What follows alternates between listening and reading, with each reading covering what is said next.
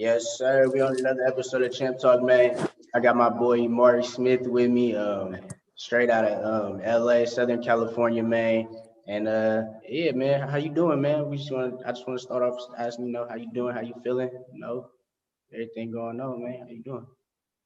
I'm doing good, bro. I'm doing real good. I'm doing a whole lot better. You feel me? Because this ain't no regular interview. It's like, you really my boy. You feel me? This go way back, all the So way to my it's pretty roommates in cool. the dorms. Feel me? But yeah, I guess I just want to start off, man, with just Yeah, this is my roommate, y'all. Real life. What? for real, all the way back though.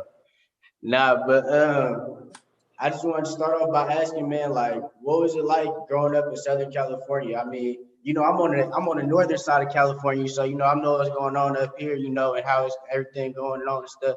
But what's it like going on down there in Southern California, man? How was it growing up down there? Um, One word I would say amazing. I ain't gonna lie, it's pretty cool. It's I would say like compared to just going out there and being from where you're from, I would say it's like fast paced. It's more up tempo. Like the cities are similar in a whole lot of ways. They're similar in a whole lot of ways. And I would say they're similar by just due to the culture, just the people, like the people being there. And I would say that that's really where we're similar. But just growing up in LA, it's just, I would say you got to just keep your head on a swivel, watch who you make your friends, and just make sure you do what you got to do to get out of the situation you a friend. Because it's just like every other kid from a poverty situation. It's just, that's literally what it is. And people try to make it seem like it's just, oh, LA, LA, LA. It's not as bad as people make it seem. That's It's what's what you up. make it. And then, when did you start getting into football? Was it at like a young age, or like was you into other sports before that? Like, you know what I mean? Like, how'd you get into football specifically? Oh, okay. Well, it's crazy. I was playing basketball first. Like, I was a hooper first. Like, you know this, but like I started playing started playing football in the 8th grade. I ain't gonna lie, bro, in the 8th grade. And like I was hooping my whole life, but it's crazy. Like once I just picked up that football, I know you could probably relate. It was just like I just never looked back. It was like, nah, I'm not hooping no more. This is where I'm at. I like this. I'm here to stay. So when you like you said though, like you picked up the football, like so at that point, like you said, you just cut basketball off all the way, like it was straight like into football, like going into high school and all of that. Like, did you ever play in high school? Well, no, I didn't cut it off all the way. So when I got to high school, I still continued to play basketball. So I played basketball all the way up into my junior year. But then my senior year, I decided not to play just because I just wasn't really feeling it no more. But I feel like I should have played because I probably would have still had the love that I still had. But Okay. And then, like, what high school did you go to first of all? all right, so my high school journey was kind of different. I went to two different high schools. I went to Quartz Hill High School out here in Lancaster, California, and then I moved back to LA and I went to Salesian in East LA, and it was a private school. Mm. And if anybody has boys, please don't send your child to a private school. Oh my goodness. What's your perspective on that? Why do you feel like they shouldn't be sending their kids to a private school? No, I just have my own, my own opinions on it because I came from a public school where it's just 3,000 kids of boys and girls. And then I went to a private school in 1 year and it was just literally all boys and it was only 500 kids where it's like everyone knows everybody. Every teacher knows everybody. Every student knows everybody. And, coming from a public school, it's just like you meet somebody new every day. You never know what you're going to see at a public school. At private school, it was like more of like a real, very, very, very tight niche. And it was like everybody knew everybody. It was like growing up inside your neighborhood, bro. Imagine your neighborhood, but you go to school with everybody in your neighborhood. Yeah, so you like comfortable knowing everybody, you feel me? But Yeah. so what was the ultimate decision of you going to Salesian? Was it like what made you end up going over there instead of staying at Lancaster? Okay, well, what made me go to Salesian was just obviously the opportunities that the school could present me. They have a bunch of kids who went on to play Power 5 Division 1 schools. So that had like a big play to go into my journey. But for a lot of people that like really don't know, like the person who really made me, I'm not gonna say made me, but who had a big deciding factor on why I went to Salesian is my friend at Oregon, Diamotor Illinois. I worked out with him when I was just on their 7-on-7 team. And he had told me like, hey, bro, we need you for the upcoming season. Like, If you can transfer, transfer. And it's like at the time you play football, like a guy that's a 5-star, he the number one corner in the nation, he telling you come play with him, be on his team. Who wouldn't take that? That's like and it's your partner at the end of the day too. So you feel me? exactly, and it's your partner at the end of the day. So it's like, who wouldn't take that deal? So I'm like, come on, let's go win the championship together. And that's really how the whole Salesian thing came about, because I was just like working out with them, and I wanted to, but I didn't think I would be able to transfer, because I've been trying to transfer there for the past, I'm not gonna lie, for the past 3 to 4 years. I've been trying to get to Salesian since my freshman year, but my mom wasn't having it. She wasn't trying to move back to LA. So what was it like playing at Salesian? I mean, y'all had a hell of a group there, man. Like you said, y'all had a lot of Power 5 players from Diamador, Lenore, Nick Pickett, Tyshawn Price, and it was a lot of talent over there. So coming in, like, did you have your spot right off the back, or was it like you had to go in there and go work for that? That's funny. A lot of people ask me that. So the way that worked was, it was just like every other program. You got to go in there and nothing is handed to you. But one thing I can say, this was probably one of the best and most beautiful programs I ever played for. They taught me how to play football the right way. They taught me how to really have the true definition of love and passion for the game. They taught me just a whole lot of things. They taught me that real life, you won't make it nowhere, not just in football, in life, without working hard for something. And just hard work really just makes everything. So then, you get So there. I'm not. It was probably one of the happy I went through that. I'm happy I went to that school. Happy I had that experience in my life. And then, going after that, man, you going to Sac State. So talk about like how you ended up getting that offer at the time, and then what was the situation over there, and what ultimately led to bouncing back to COC. Okay, so the whole Sac State situation, how that all came about was my senior year. I was going crazy. I was literally supposed to go to either Washington State or somewhere in the Pac-12, maybe Oregon State, Washington State, things of that nature. But I ended up getting hurt like around 6. So like that kind of messed up my recruiting process. You know how it is in high school. You're a senior already with no offers. That kind of already messed up my recruiting process a whole lot more. So by me being able not being recruited, that just kind of like pushed me further even down the recruiting list. So when that happened, it was kind of like he's very good, but it's like, can he stay healthy? This is the whole problem we had with him before. He's a small, speedy type guy. Can he stay healthy? So Sac State ended up just telling me like, oh, we like you. And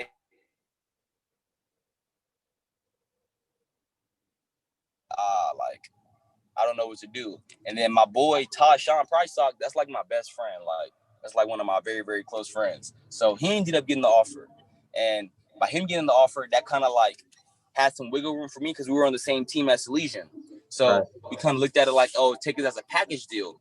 And they were messing with it, but I don't think they had enough money to offer us both as a package deal. So they was like, okay, we'll give Ty the full ride, and you could just kind of like walk on, but we'll give you preferred walk on. So I'm like, okay, no problem. Like that's perfectly fine with me. All I need is the opportunity.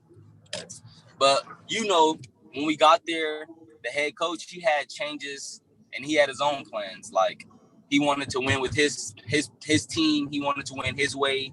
And not to speak down on nobody, but now you see where he is. He no longer has a job. So it's just the truth is in the pudding. So I feel like if you got what it takes, then it's gonna happen. So I'm just waiting on my turn. Man, what was your time like at Sac State though, man? Because I mean, I seen it firsthand. Me, the gang, Orlando, Josh, all of us, we seen it Yes, sir. firsthand, man. We was all working out, trying to grind and trying to walk on at the same time. But I seen, you and Josh, you two specifically took it like to another level, man. I mean, y'all was working out like late at night. I'd be knocked out. Here you coming in the room at like 2 a.m. I'm like, what you getting? Like, what you getting into? He's like, man, I'm just getting off, from working out with Josh, or working out, getting some feet work in. So, how do you think that Sac State experience was like necessary at the time? Like, do you think that experience like made was a part of your growth at the time, like going Oh, into oh, CLC? for sure. For sure. I tell you this all the time. Like this is not just for the cameras or nothing. Like you, Orlando, and Shamir made me a better player. Like you guys made me a better player by us just doing those one-on-ones and free time and just having our own little our just individual alone times. That's one thing I can say, and one thing I can tell you to your face. Like I appreciate you for that, because you taught me how to grow as a person and as a football player, because you taught me, like, bro, like ain't nothing gonna be handed to you. Like you gotta real life work for it. You seen me, like we was in the weight room 2-3 times a day. You feel me? You helped me get my weight up, help me lift weights, help me gain weight. Shamir and Orlando helped me on the field as far as getting me just used to more physicality as far as DBs, where it's like it's just us out there. There's no ref. So it's like, yeah, this guy gonna hit you in your face. You can't call no flag. What are you gonna do? It's not no ref out here. So exactly. Right. So just y'all three got me right. Y'all got me prepared. Y'all got me literally prepared for COC and where I'm about to go next. So. Oh man, vice versa, man. I think the same work ethic that you feel like we instilled in you, man. You instilled it right back. Like you said, it was times like I would feel like I wouldn't even want to go to the weight room. You'd be like, "Come on, bro, like you feel me? I'm trying to get some work in. I'm trying to get hugged like you, man." I'm like, yeah. So you feel me? Like I appreciate that too. But after that, you made the decision to go to COC. Ultimately, it led to you getting the offer. We're gonna get into that too. But what was that first year like there? Do you feel like that first year went like how you wanted, or like, like how was your experience that first year at COC? Shit. First year was for sure a big learning experience. It was one of them like big fish it was one of them small fish in a big pond type things for sure. For sure. It was one of the things where it was like the best way to explain it, it was like, don't believe everything you hear. You ever heard about them kids who are 5 stars and they get to their program and they don't see the field, and you be like, how is this guy not playing? Like I played against him. Like I experienced that firsthand. And I'm not the type of person to, I would say, like complain or argue or be mad about something. So I just would put my head down and work, but it just was hard just going from literally always playing into, oh my God, like you might not play, or you have to share reps, or you literally might not get any snaps this game, or you might get 1 or 2 snaps this game. And I came from, I'm getting damn near every snap a game. So it's like, it was a big, big learning experience. And then another thing I learned about just college football in general, like I told you this when I was at Sac State, the playbook is humongous. And a lot of people don't take this into consideration. If you're a person who just is good with memory, then you're fine. I'm not going to tell you nothing. But if you have a problem studying for tests or studying for notes and stuff like that, college football is going to be hard for you. And that's what I didn't realize, because I already struggled in school on things like that. And then I got there and I struggled with the playbook and things of that nature. So, but one thing I can say about COC, you good. Nah, go ahead. Now, I was saying one thing I can say for sure about COC is I take my hat off to that program. They get you ready for college football. Everything we do at that school, every workout, every conditioning, every lift, every talk, every session is literally just like D1. They get you ready to play Division I football. I'm not gonna lie. Go deeper on that. What do you think, like specifically, like makes their workouts or their program like get you ready for D1? Okay. Well, for one, they have like 4 guys in the NFL. For one, and then for 2, they really just they preach betterness and togetherness. They preach we want everybody to be better than what they were literally yesterday, not tomorrow, not the day after. They want you to be better than you was the day before you were. So literally, you would love to play for coaching staff like that. They want nothing but the best for you. They push you to be the best. And what I love about them too, if you're a guy who like struggles kind of academically like how I am, they have this thing called the TOC where it's mandatory, and it's just like college D1 football, just like how it was at Sac State. It's mandatory. If you don't go to tutoring, you don't play. And that's how you get kids to go to tutoring. Everybody wants to play on Saturday, but you got to go to tutoring during Monday through Friday. And you have a certain amount of hours that you have to get in order to play on Saturday. So like, for example, you have to have like 40 hours throughout the whole entire semester for the football season. So you have to have like 5 hours for that week. You get me? Mm-hmm. Oh yeah. So like throughout Monday, exactly. So throughout Monday through Friday, you got 5 days. So if you were smart, you will get an hour a day. You get me? Right. So not only are they taking care of you on the field, they making sure you ready like outside of the field too. You getting your academics right, just like For any sure. program. So Yeah, for sure. Like you're not lying, that for sure. Like, and a big reason of me really going there was the first year there. My first year there, we signed 27 kids to scholarships just to go on to play football at the next level. I think it was 13 Division I kids, and the rest were D2 and D3 and NAIA. I said NAA, NAIA. So it was just, you can't really argue with those type of numbers. so I'm curious to ask like obviously you know that now like going in like you were at CLC, you know, you got to experience their program, but you know before that like how did you know like they was the program for you? You know what I'm saying? Because you got all those programs in down there in Southern California, but like how'd you know CLC was like real, like they really wanted you to be a part of what they had? You know what I'm saying?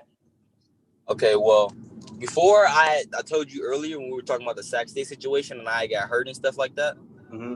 COC had wanted me to come out of high school before I even went to Sac State, but I was like, oh, you know how it is as a high school kid. I'm like D1 or bust type thing. So I'm like, I'm not gonna go JUCO. And me as a kid, I'm like, I fear JUCO. Like, oh my God, that's for like you got to real life go there and be a dog. Like, I'm not saying that I'm not a dog. It was just like that's crazy. That's like you really betting on yourself. So I'm like, I'm not trying to go JUCO. So I was like, whatever. I'll go D1 and take this walk on. I feel like I got a better shot at that. But like it was really just like it goes back to why I committed to the school that I committed to right now. Like it's all on having a sensation of you're an athlete, like you play football. You know when you're an athlete and somebody wants you and they want you in the program, that feeling is just unmatched. Like it's unbeatable. Like I'd rather be a part of a losing program and know that they want me and they're going to be there for me, win and loss, than be for a winning program and know they only want me there just because I'm helping them win. Right. So it's like, you go ahead. My bad. No, it was just the right fit for me. I feel like, and I like some days I'd be thinking like, I would have probably been at a bigger school if I'd have went somewhere else. But everything happens for a reason. And I'm a firm believer in that. So, hey, and then you know, you get your chance like going back into after that first year, you know, you start seeing the ball more, you know, we get to see E Money, you know, it go from Emari to see E Money now, you know what I'm saying? yeah. So talk about that year, man, like and how you felt like that went and you know, what was it like bursting on the scene in the JUCO, you know? It was cool. I feel like I could have did a whole lot more. Like I feel like I could have been used a whole lot better and I could have been used a whole lot different. Like it was just different because I never played slot receiver before. I was more of like just predominantly outside. I know people might think that's crazy from my size, but that's just how I am. I play like Steve Smith, I would say. Mm-hmm. And it was different going from outside to the slot and then having to learn the whole route combinations. Once I learned the playbook, it felt like everything was at the grasp of my hand and everything was like, okay, it's easy now. But you go into the game and it's just, shit. It's just some days it was my day and some days it was other guys' day. And that's the cool thing about COC and their program because the offense isn't surrounded around one particular person. It's surrounded around the whole entire guys. It's really meant for the two slots to eat. And then when the two slots start eating, it's meant for the outside stuff. It's meant to open up stuff for the outside. So that's really how we have a real life Andy Reid, Kansas City type offense. I'm not going to lie. It's really like that. And then it's so cool because everybody eats. That's really how the offense works. And that's how we think. So it was really cool. I just feel like I could have did a whole lot better. I could have had better numbers, but it's okay. You know, you live and you learn. What kind of tools do you think you could take from like CLC going into Colorado Mesa? I feel like I can for sure take, like I told you, the habits that I picked up from COC, the very good habits, not the bad habits. Well, I didn't pick up any bad habits from them, but the habits that I picked up from COC, just the work ethic, the drive, showing that you have to work every day for something. to get to where you want to be, you got to work Monday through Friday to be able to play on Saturday, and you got to just play the game the right way. And when you play the game the right way, everything else will work itself out. I really believe that. So going into, what was that recruiting process like, at the time? At first, it's kind of hard because, you producing on the field, man, you're doing what you're supposed to do, but sometimes the process it could take a little longer than others, you know what I'm saying? But like for you, how was the recruiting process, and then how did you end up getting in touch with Colorado Mesa? Well, the way that worked was the Colorado Mesa thing. That's crazy. Remember, I was telling you before we got on the Zoom, it was kind of like my teammate. I've never been like Colorado Mesa did a really good job of having the players on the team recruit me instead of them. Mm-hmm. And like by that I mean I'm from Los Angeles, and they have a lot of kids on their team from Los Angeles. So instead of them just like, oh, we have kids from Los Angeles and yada yada yada, this things of that nature, instead of them just telling me a bunch of lies like most coaches do, they just basically just kept it real with me. They were like, this is what we have to offer. We love you. We love you for this reason. And we have they had their kids on the team hit me up, and they literally hit me up all the day, hit me up every day, and just tell me they need me, and it's like they want me on their team. And it's like just to have other guys on the team plus the coaching staff tell me that they want me and need me on their team, that feels so good. It's just like it feels so great. It's like, wow, like I'm actually wanted, and I'm wanted to be here. It's not like I'm pressing for it. I'm forcing this. It's not like you're forcing a situation to happen or a relationship to happen. It just happened authentically, and that's what I really loved about it. And that's the difference too. When it's a difference from a program wanting you and needing you. Because when they need you there, it's like you said, like they're really it's only beneficial. It's only beneficial till they don't need you no more. Right. You know what I'm saying? So I think that's what's great about that school. Like from what you're saying, like they need you there. You know what I'm saying? They're gonna be able to depend on you. You know what I'm saying? So yeah, and then it felt good too because I had never had a coaching staff like literally right before we got on this meeting, bro. They just called me and to see how I was doing. Like they called me all the time and just check on me, see how I'm doing. Like that's different. Even at Salesian, like I feel like that's why I like these coaches as much, because even at Salesian, that's what those coaches did for me my senior year. And I feel like that's what I'm accustomed to, because that's when I had my best year of football, when I was at Salesian, and I played my best football when I was around coaches who cared about me and cared about my well-being.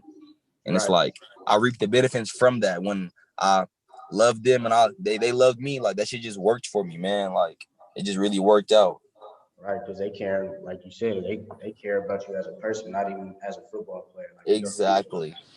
But yeah. So like you at COC, you were playing like you said in the slot, and I'm sure you learned a lot from that experience, like you said, from the playbook and the routes. But what can we expect to see you when you go to Colorado Mesa? Will we see you on the outside and the slot, or will it be like a mixture of both? Like, what can we see you playing at once you get there? Okay, at Colorado Mesa, y'all gonna see me back on the outside, in the slot, everywhere, because that's one thing I do like about them. That's what we was stressing about too. Well, I'm not saying we, but I was stressing about because I told them, like, I stressed that, like, I don't really want to play slot. I want to go back to outside.